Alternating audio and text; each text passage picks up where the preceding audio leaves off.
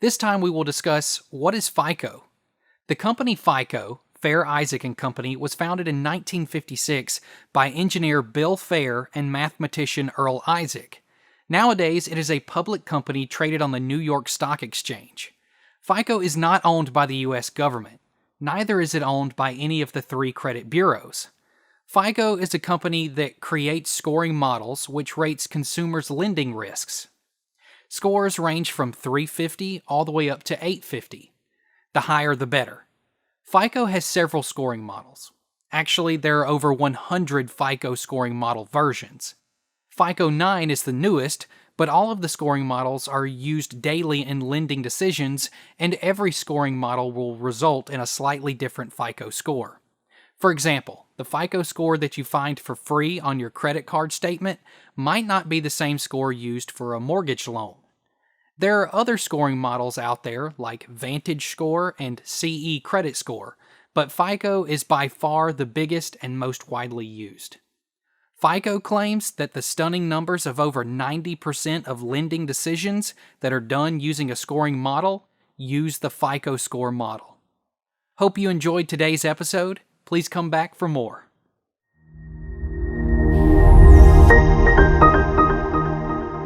This time we will discuss what is the 5 most important factors in a FICO score. The first and most important factor is paying all your bills on time. Mortgages, car leases, credit cards, loans, etc. all get reported to the credit bureau. Therefore, be sure to be on top of all of your bills all the time to ensure they get paid in a timely manner. When a payment is late, the dollar amount is almost irrelevant. It doesn't make much of a difference if it's $1 or $1,000. Late is late. Number 2 is credit utilization. Credit utilization is how much of your credit line you spent. Banks don't like it when you max out your credit. Never spend more than 9% of your credit line on each individual credit card. It is also recommended to have one credit card with a zero balance. Number 3 is credit history. Credit history is the length of time for which you had credit. The older your credit is, the better. That said, it is helpful to have at least 3 or 4 credit cards which don't have an annual fee. Keep them open, since the longer you have them, the higher your score.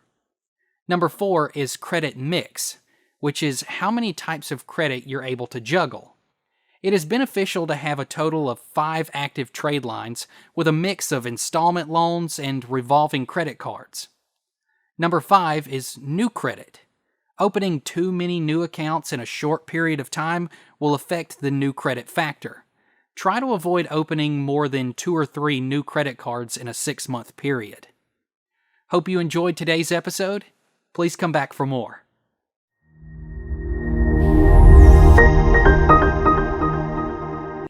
This time we will discuss, does closing a credit card affect credit? Closing a credit card does not hurt your credit directly, but closing a credit card may hurt your credit indirectly. Confused? I'll explain. First, let's go back a step and explain how a FICO score is calculated.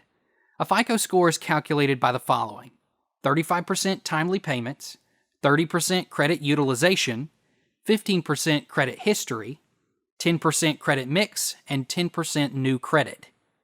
After understanding how a FICO score is calculated, you'll realize that by closing a credit card, you may be hurting your credit utilization as you're losing some of your available credit. You can save this by transferring your available credit limit to another open credit card. If you're closing your oldest credit card, then this may affect your credit history as you're losing your oldest trade line. It is beneficial to have 5 open trade lines. By closing a credit card, you will be losing one of your trade lines, which may affect your credit mix. So to recap, if you want to close a credit card, make sure to transfer the limit to another open credit card. Also, ensure that it is not one of your first 3 credit cards. Be careful to have 5 open trade lines at all times. Hope you enjoyed today's podcast. Make sure to come back for more.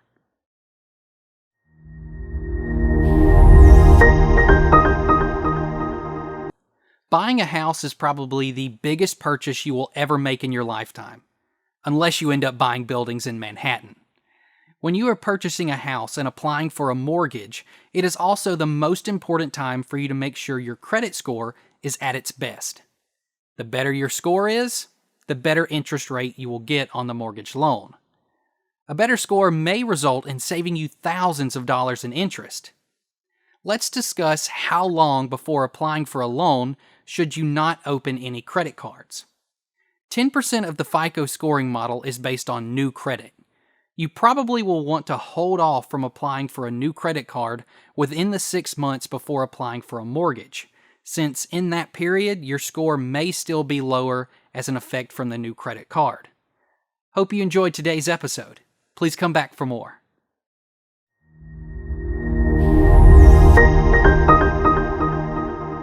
In the grocery, you find people that touch, squeeze, and fill every apple before they choose the one that they want. This is called a shopper. Not everyone is a shopper. There are people who just go shopping. Possibly you're not this type when you go shopping for apples, but when making a big purchase like buying a home and applying for a mortgage, I believe every person will want to shop for the best rate. When you go rate shopping, every time you want to get a new rate quote, the bank will want to pull your credit. But don't worry. Rate shopping is allowed by the scoring models as they understand that all these inquiries are all done for the same loan. Therefore, they will only affect your credit as a single inquiry.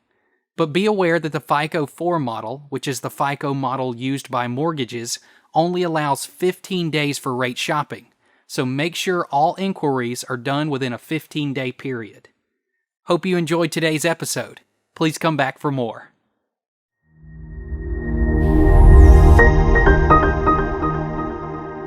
The Fair Credit Reporting Act instructs all 3 credit bureaus that they must provide every American consumer a right to receive a free copy of their credit report annually.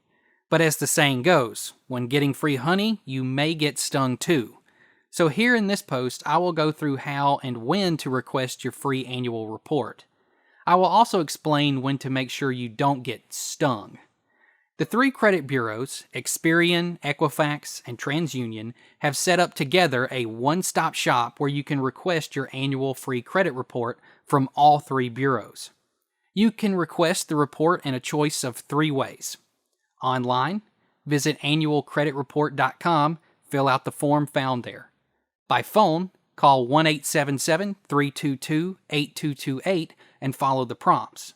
And by mail, mail a letter to Annual Credit Report Request Service, P.O. Box 105281, Atlanta, Georgia 30348-5281. Now here's the sting. When sending a dispute to a credit bureau, the Fair Credit Reporting Act states that the credit bureau must complete the investigation within 30 days of when they receive the dispute letter. But here's the sting. At the time, the Fair Credit Reporting Act did you a favor by giving you the right to receive a copy of your credit report. They also gave the credit bureaus a treat. The Fair Credit Reporting Act states that if the consumer ordered a free copy of the credit report before the dispute, then the credit bureaus have 45 days to complete the investigation. So to sum it up, if you're not planning to dispute anything on your report, or you don't care if the dispute will take longer to complete, then go ahead and take advantage of your right and request a free annual copy of your credit report. But if you're going to apply for a mortgage or a job, or if you want to get your credit report corrected as soon as possible, then you probably want to pay for a copy by going directly to all 3 credit bureaus. Hope you enjoyed today's episode. Please come back for more.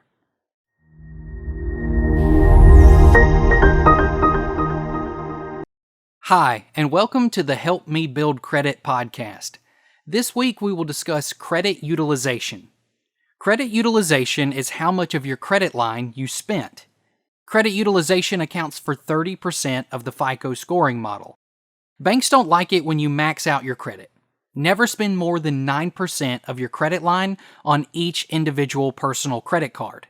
Moreover, be extra cautious not to spend more than 50% of the revolving credit of all of your credit cards in total. It will damage your credit, almost as much as a late payment. It is recommended to always have one credit card that has a 0 balance at any given time. Most business credit cards, like Amex Open, Chase Inc., etc., unlike personal cards, do not report to the credit bureau as long as you're not late on the payments. Therefore, they can be maxed out without a problem. I hope you enjoyed. Please come back for more.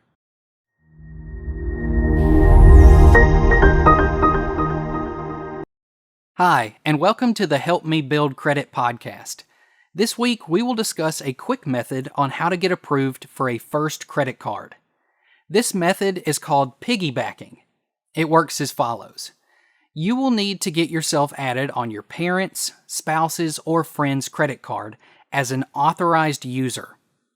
Once you're added as an authorized user, the credit card company will report the credit card on your report to the 3 credit bureaus with all the credit history. So, let's say you're added as an authorized user to a credit card account that was opened 10 years ago. Suddenly, your credit report will show that you have already built credit for 10 years. Now, this may sound funny, but it's just a fact. Keep in mind that not every bank will report authorized users to the credit bureau, and not all report the complete history, backdates. Chase does not always report authorized users, and Amex does not report the history. Try cards like Discover, Citi, Barclays, Bank of America, or Capital One. Get yourself added to 1 or 2 credit cards that are open for at least 2 years and have a perfect payment history.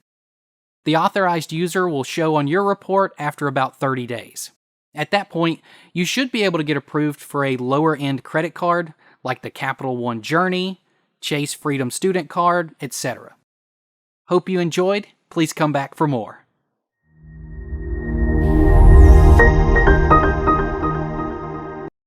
Hi, and welcome to the Help Me Build Credit podcast. This week, the topic we will discuss is, when do late payments get reported to the credit bureaus? It is important to know that banks will not report your payment as late until it's a full 30 days past due. Meaning that if your payment was due January 1st and you paid it January 25th, it will still be reported as an on-time payment. Your payment must be a full 30 days past due until it's reported late to the credit bureaus. Discover Bank will, as a one-time courtesy, not report your payment late to the credit bureaus until it is a full 60 days past due. I hope you enjoyed. Please come back for more.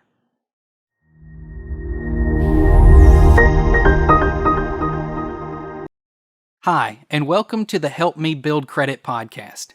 This week we will discuss rapid rescores. When applying for a mortgage, it is very important for you to have your credit file up to date.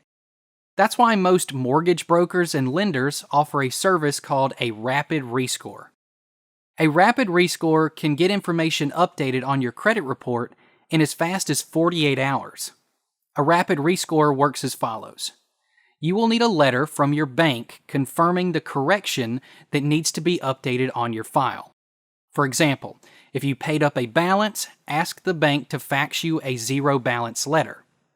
If the bank made a mistake and reported a late payment, ask the bank to fax you a letter confirming the mistake.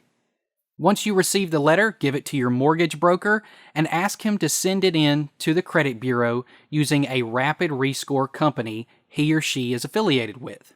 Legally, the consumer is not allowed to be charged any money to update their credit file. The mortgage broker or lender will need to pay about $100 to have all 3 bureaus updated. I hope you enjoyed. Please come back for more.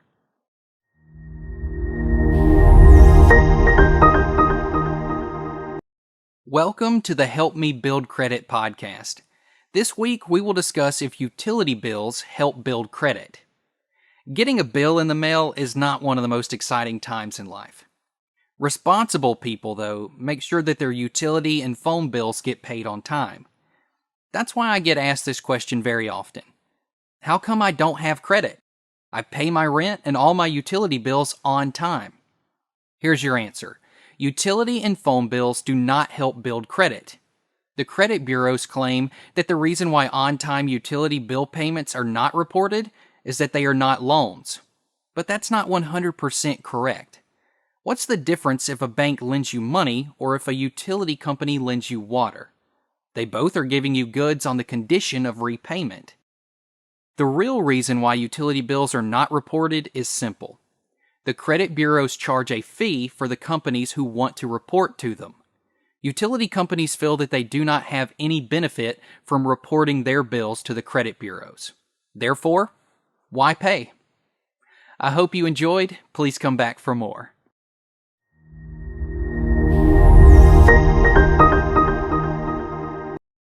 Welcome to the Help Me Build Credit podcast. This week we will discuss which credit score model do mortgage banks use. The most common score model the mortgage banks use is the FICO 4 model. The FICO 4 model was also customized for each credit bureau, and they even gave them different names. By TransUnion, it is called Classic 4. Experian calls it FICO version 2, and Equifax calls it Classic V5. You cannot view your real FICO 4 score that lenders will use. It's not for sale, not by FICO and not by anybody else. Some companies sell scores that hit close to the real FICO 4 score, but not exactly. The closest you can get, in my experience, was either my FICO V5 or Experian FICO 4. I hope you enjoyed. Please come back for more.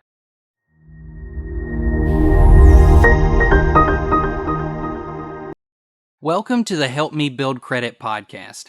The same way that being added as an authorized user will help you build credit, it will work the other way around as well.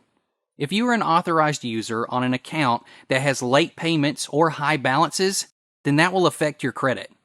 But the good news is that getting off from being an authorized user on a negative account is very easy. Here are the steps to follow. Step number 1 is calling the bank to remove yourself from being an authorized user on the account. Step number 2 is very important. Call the bank and ask to speak to the credit reporting department and request that the account should please be removed from your credit report. Make sure you also ask them to mail you a letter confirming that they agreed to remove it from your report. I hope you enjoyed. Please come back for more.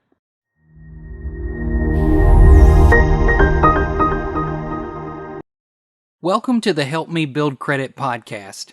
This week we will discuss the Chase 524 rule. In June of 2015, Chase issued a rule, which is now famous as the 524 rule. The rule means that anyone that has opened 5 or more credit cards in the past 24 months cannot get approved for any Chase credit card. Chase put in place the 524 rule to help stop what they call gamers, or point churners, from getting their credit cards to only receive the opening bonus. Any personal credit card from any bank that was opened in the last 24 months will count towards the 524 rule. It does not make any difference if the account is still open or already closed. Business credit cards are not counted. Also, authorized users do not count towards the 524 rule. Still, you may need to call the Reconsideration Department phone number 1-800-453-9719 to get approved, because the computer approval system sometimes does not pick up the difference between an individual account and an authorized user account. I hope you enjoyed. Please come back for more.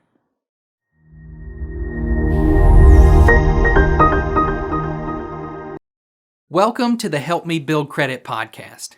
Experian recently announced a new program called Experian Boost. Until now, utility bills and phone bill payments were not counted into the scoring models. With the new Experian Boost, that will change. Consumers will be able to voluntarily provide Experian with access to their bank accounts. Experian will scan the bank accounts for information regarding on-time payments for cell phone and utility bills. The information will be added to your Experian credit report. Once the information is added, then scoring models will be able to use this information to calculate a credit score. Experian is only one of the 3 credit bureaus. Experian Boost will only help for loans using only the Experian credit report. Also, it will only work with the FICO 8 credit scoring model or higher. I hope you enjoyed today's episode. Please come back for more.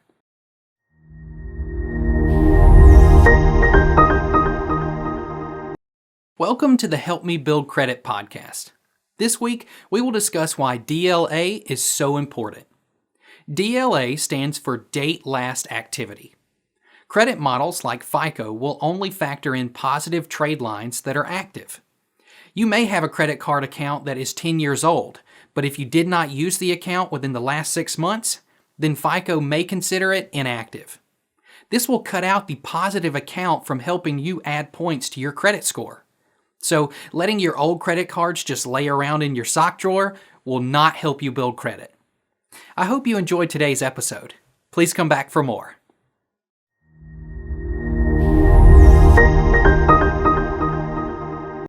Welcome to the Help Me Build Credit podcast.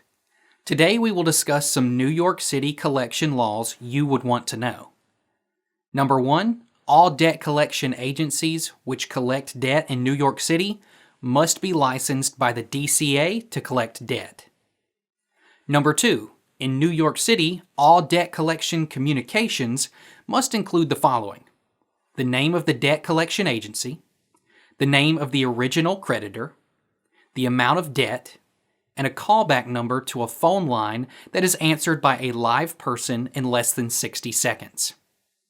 And number 3, a debt collector may not make false claims to you. For example, threaten that you will be arrested. A debt collector may also not harass you. This includes calling you before 8 a.m. or after 9 p.m., or at any time that you specified to be not a convenient time for you, reveal your debt to anyone, or contact you after you have asked them in writing not to contact you. I hope you enjoyed today's episode. Please come back for more.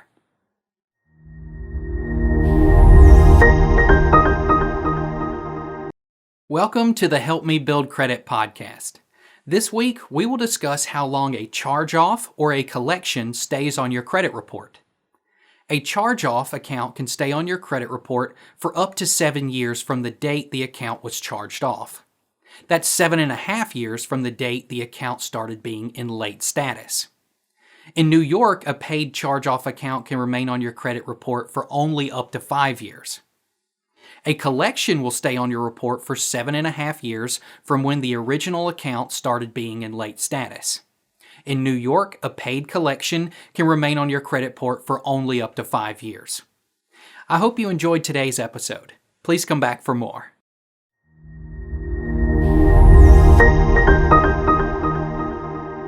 Hi, and welcome to the Help Me Build Credit podcast. This week we will discuss credit card balances. Credit utilization is one of the biggest factors which credit models look at when calculating your credit score. You could have had a FICO score of 800 or more, but if you max out a credit card, your FICO score may drop to 680 or below. But different than a late payment, collection, or bankruptcy, etc., which can take your score years to recover from, credit utilization will only affect your score for as long as you have an open balance. As soon as the balance is paid off and reported as paid to the credit bureaus, your credit score will go right back up. Most banks will report your updated balances to the credit bureaus once a month on the day or the day before your statement prints. So be sure to pay high balances a few days before the day your statement prints. Like this, the balance will clear by the day or the day before the statement prints. I do recommend leaving over a small balance so the credit card does get reported at least with a minimum balance and continues to look active. I hope you enjoyed today's episode. Please come back for more.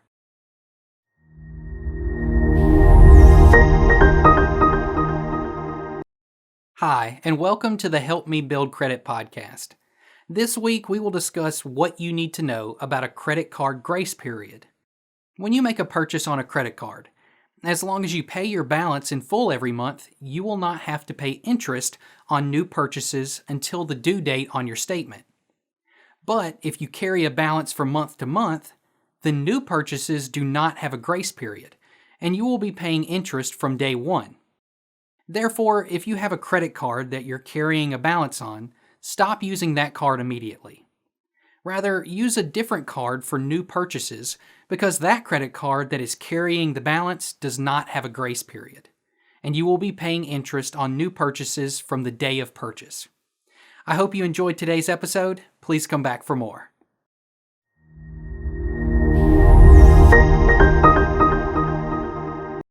Hi, and welcome to the Help Me Build Credit podcast. This week we will discuss how credit will help when leasing a car.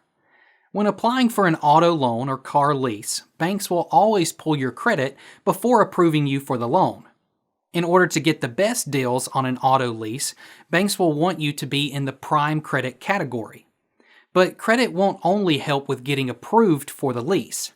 Credit will also help you with the insurance quote as well. Insurance companies look at someone responsible with their credit as someone that is also responsible when driving. Therefore, he or she deserves a lower premium. The Money magazine published an article with a research report that shows that a poor credit score can have a more significant influence on your insurance quote than a drunk driving conviction. Astonishing enough, but auto insurers find that a person with a poor credit score is more likely to cause an accident than someone with a DUI conviction.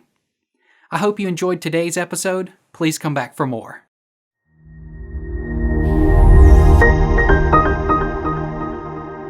Hi, and welcome to the Help Me Build Credit podcast. The best time to plant an apple tree was 10 years ago, but the second best time is today. The same is said about building credit. The best time to build your credit was as soon as you turned 18 and you were eligible to get approved for a credit card. If you did not start then please go ahead and start now, since the faster you start, the quicker you will be able to build proper credit. Credit does not take a week or two to build. It can take months and even years until you build a perfect credit score. So, start building credit right away. Smart people, think ahead. I hope you enjoyed today's episode. Please come back for more.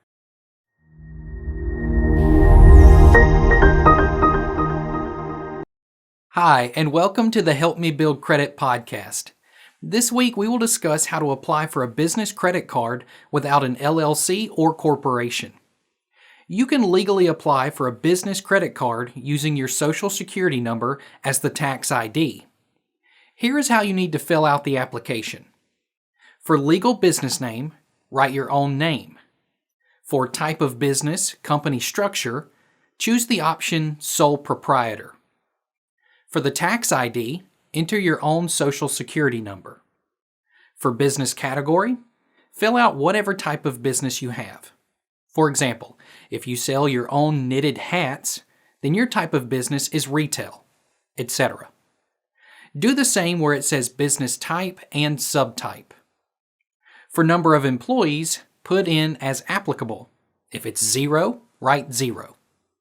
For revenue, put in your business net sales or revenue. For years in business, put in the approximate amount of years you're in business. For business address, fill in your home address. And that's all. It's that simple. Just finish by putting in your personal information and you're all set. I hope you enjoyed today's episode. Please come back for more.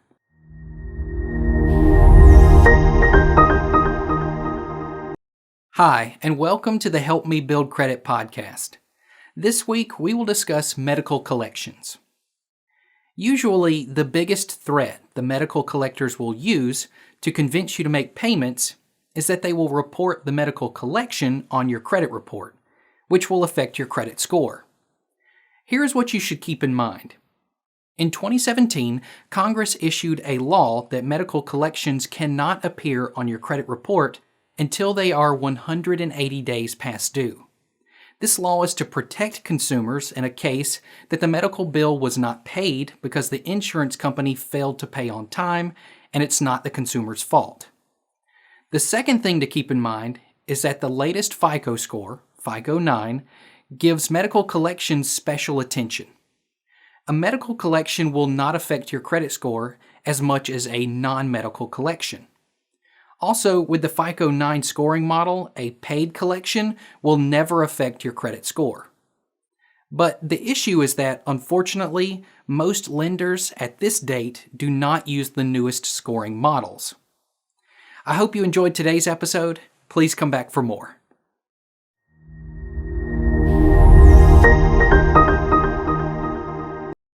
Hi, and welcome to the Help Me Build Credit podcast. This week, we will discuss how to improve your credit utilization. One of the most significant factors that credit models look at when calculating a credit score is credit utilization. Credit utilization means how much of your credit line you utilize. The less you utilize your credit card, the better your credit utilization will be. The opposite is self-understood. The more you utilize your credit card, the worse your credit utilization will be. I usually recommend keeping your balances below 9% of the credit limit of each individual credit card. If you would like to spend more than 9% of your credit line, that's okay as long as you pay up the balance to below 9% a few days before your credit card statement prints. That way, your statement will print with a low balance. I hope you enjoyed today's episode. Please come back for more.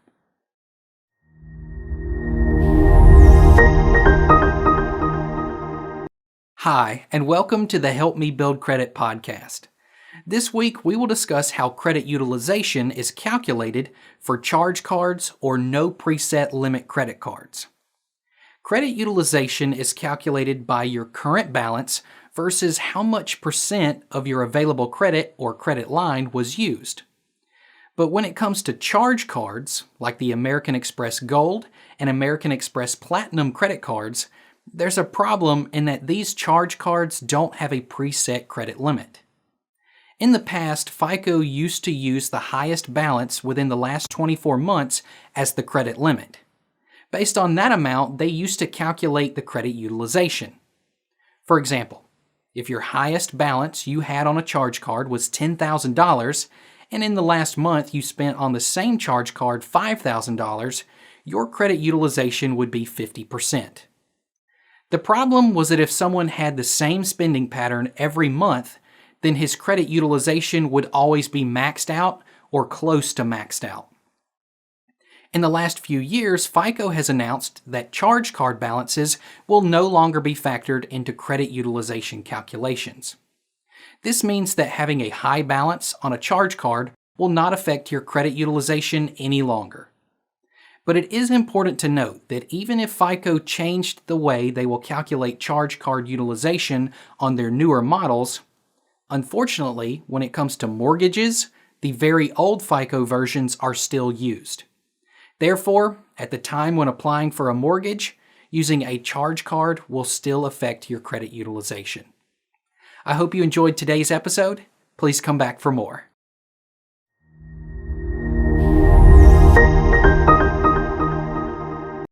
Hi, and welcome to the Help Me Build Credit podcast. This week we will discuss what you can do today to improve your credit scores fast.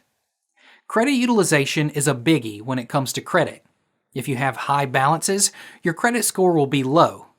High utilization will be anything above 9% of your credit line. Review your credit report. Make sure all of your credit card balances are below the 9% mark. If they are not, then pay it off and wait till it gets reported as paid. At that time, your credit should shoot up. If you have an old credit card but did not use it in the past few months, FICO will look at it as an inactive account and not count it as a positive account. If that is your case, then start using the credit card again. And once it gets reported as used, your score will go back up. If you are applying for a mortgage, then a common and quick way to boost your credit score fast is by getting added as an authorized user to someone else's account. Make sure that the account is an old account and has a good payment history. But please note, this trick will only work for a mortgage loan. Of course, you also want to check your credit report to make sure there are no negative errors. If you do find any, then go ahead and dispute them with the credit bureaus and furnishers. This may be very time-consuming, so if you prefer, instead hire a pro to do the work for you. I hope you enjoyed today's episode. Please come back for more.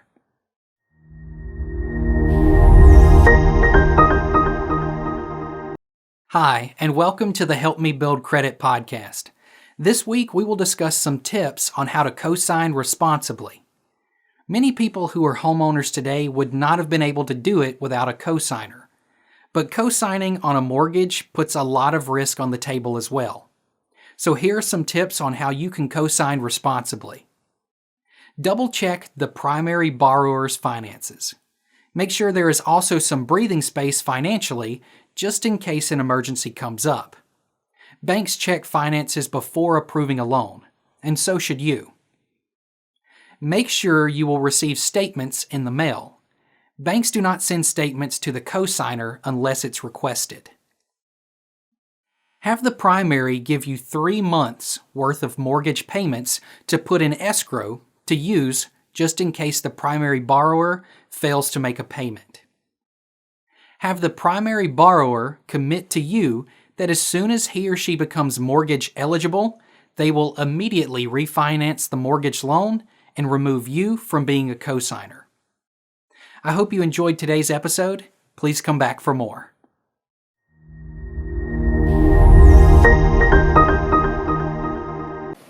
Hi, and welcome to the Help Me Build Credit podcast. There's a famous myth that if you open or close bank accounts often, then your credit score will drop. This is untrue.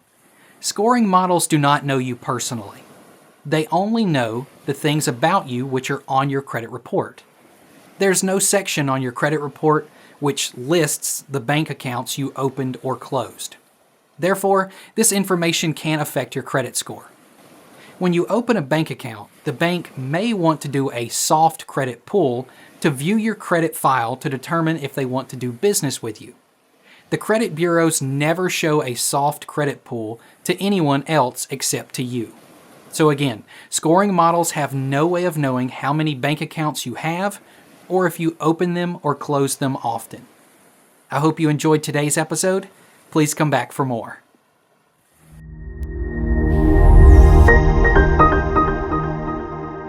Hi, and welcome to the Help Me Build Credit podcast.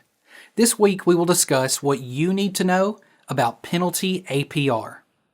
A penalty APR is the APR you will be paying if you make a late payment on a credit card, a payment is returned, etc. This may be higher than the standard APR, but where it makes a more significant difference is when it comes to promotional 0% APR balance transfer offers.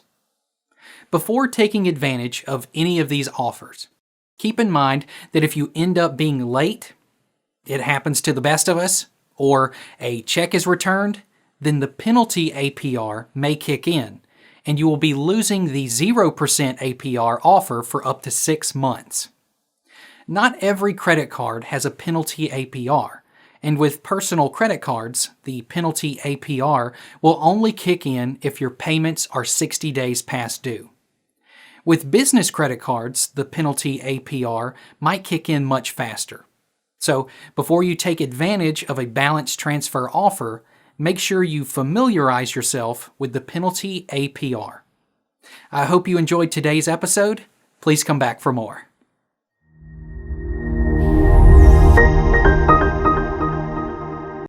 Welcome to the Help Me Build Credit podcast. This week, we will discuss how much your personal information is worth on the dark web. A survey was done by a site called top10vpn.com. Their security experts reviewed thousands of dark web listings on 3 of the most popular dark web marketplaces. Well, I guess popular for some. And calculated the average price of stolen credit card numbers, IDs, login information, social security numbers, etc. Here is a list of their shocking findings. The price for a stolen credit card is about $500. A standalone social security number can sell for only $1, the price of gum. A bundle of a social security number, driver's license scan, and utility bill can sell for an average of $52, which is less than a quick supper. A stolen driver's license looks like it's not so desirable for thieves, as it sells for only $20. A USA passport is the most valuable item on the list. Each sells for $1,000 to $2,000. But you value your personal information and protect yourself. I hope you enjoyed today's episode. Please come back for more.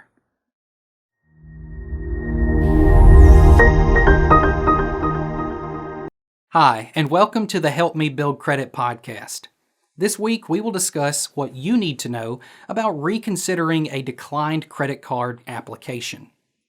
Credit card issuers usually have a reconsideration team with whom you can get in touch with and see if your application can be reconsidered after getting declined.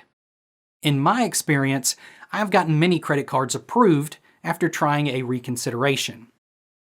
First off, before you call a credit card reconsideration department, prepare a decent explanation of why you think the credit card application should be reconsidered. For example, have you paid up a balance that is still showing on your credit report? Or is there some other error showing on your report? That might be something the representative will understand and give you the benefit of the doubt on. If you were declined due to a recently returned payment, then make sure to explain a solid reason why this was only a one-time mistake and will never happen again. Point out that for the X amount of years that you have been a customer with the bank, this has only happened once, etc. Secondly, give the rep a good reason why you applied for the card. A good reason would be, I fly a lot on United Airlines, and I would like to earn mileage plus points with the United Explorer credit card. A bad reason would be, I want to receive the welcome bonus. Lastly, use negotiation skills. You can try to tell the rep that you will agree to start out now with a lower credit line, and you will build it up slowly. If you already have an existing credit line on another credit card with the same issuer, then ask the rep if you can reallocate your current limit to the new card. I hope you enjoyed today's episode. Please come back for more.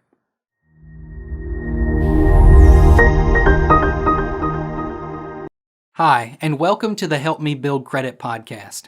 This week, we will discuss the good and bad of credit cards. Credit cards can be an excellent tool for those who use it responsibly. Some people don't get their paycheck until the end of the month, or sometimes have a delay in getting paid. The only way they can roll from month to month is by using a credit card responsibly. Many companies manage their cash flow responsibly only through the use of credit cards. It can be a tremendous financial tool if used properly. Credit cards come along with many benefits. For example, purchase protection, travel insurance, rewards, and many more. These benefits are all great to have as long as the credit cards are used responsibly. But on the other side, there are many who have seen credit cards create a financial disaster which takes years and years to recover from. Credit cards, when not used responsibly, can become an extremely dangerous financial tool. If you see that it happens too often that you cannot afford to pay the full balance at the end of the month, then stop. It's time you should take all of your credit cards and cut them up. The game of credit cards is not for you. Just put one bill on autopay so your credit card still stays active and helps you build credit. But don't keep the credit cards in your wallet. I hope you enjoyed today's episode. Please come back for more.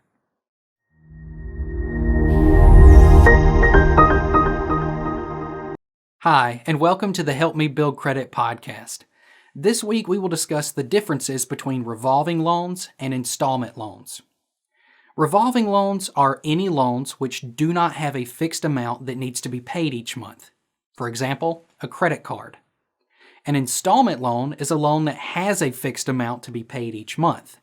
For example, a mortgage.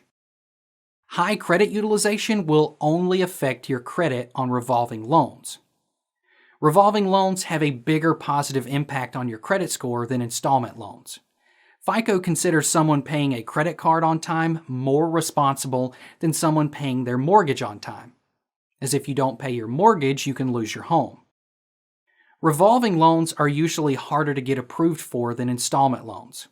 You can sometimes get approved for a mortgage with a much lower credit score than what will be needed to get approved for a decent credit card.